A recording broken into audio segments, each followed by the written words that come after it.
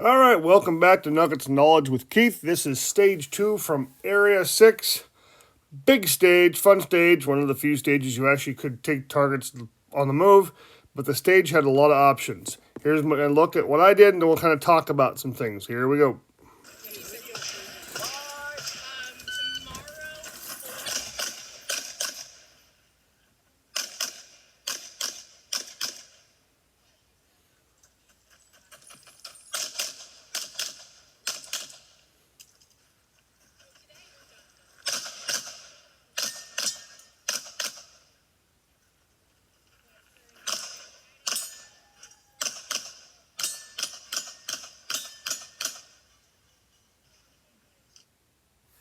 All right, we, Andy Ingram and I, debated a lot whether to head the way I did or to go up front first.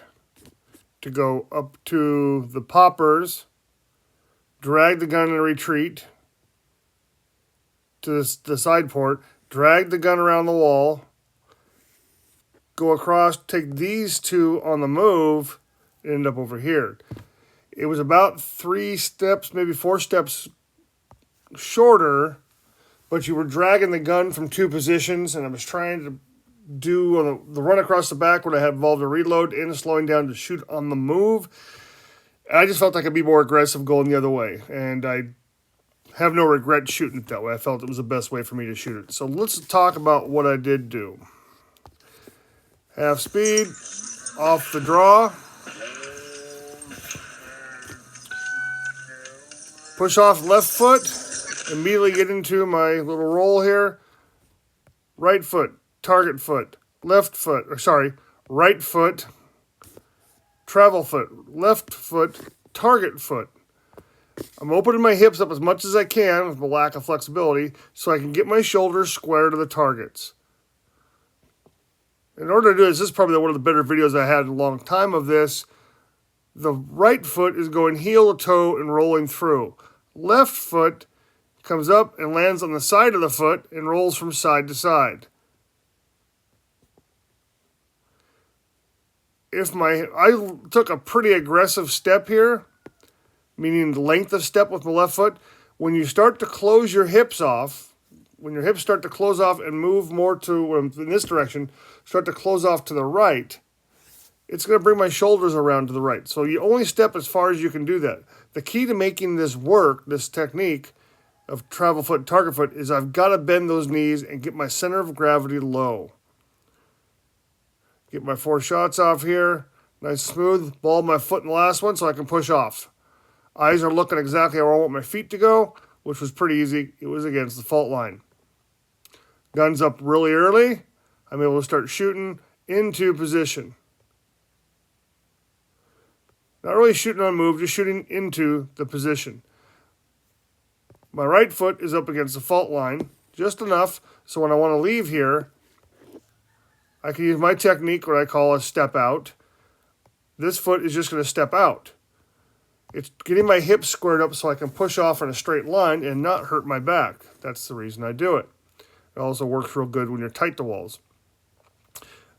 Get a preparatory step.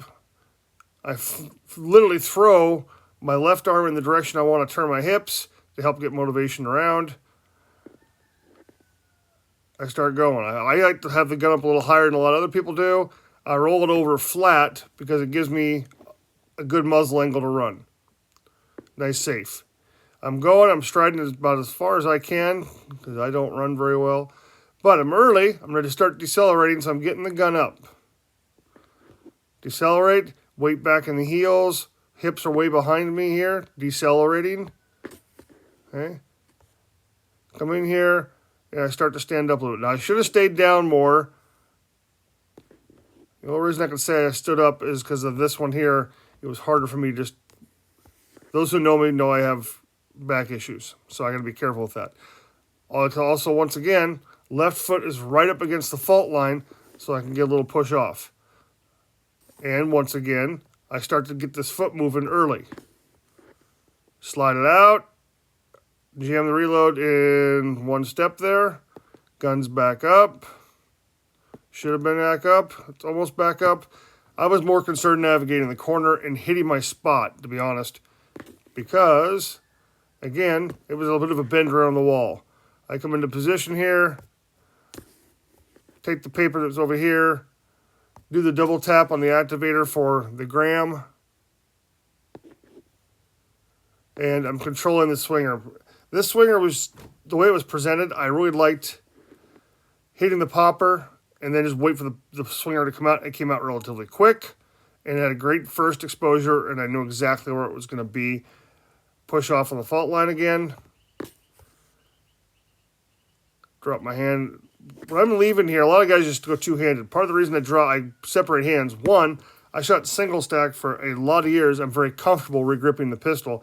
And two, I'm throwing my right hand, my shoulder, in the direction I want to go. I get my 2 strides, maybe 3 strides. I gun back up, try to take the popper moving into position. It was kind of a Hail Mary shot. Didn't happen. I did wait for the swinger because it activated so quick, and this way I can control it. I didn't have to gamble. Where's it going to be when I swing to it? Okay, it's an easy drop the first time. It's a bigger dwell the first time.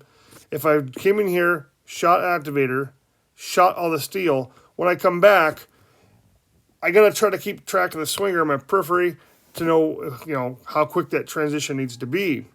If it disappears for quite some time.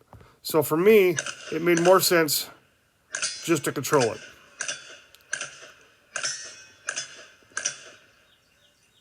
Yeah, well, 2 extra shots there. There were 7. There was 1 edge hit. That's why there were 7 extra shots. 1 was just a whiff. I hope you pick something up in the footwork diagram there, or the breakdown. I have a whole 2-day class dedicated to shooting on the move and entering, exiting, and blending. That starts next year at TFI Academy. I will be teaching that up in Missouri at Intrepid Defense in the spring of next year. Get on out to TFI Academy. Let's do some training. You guys have a good day.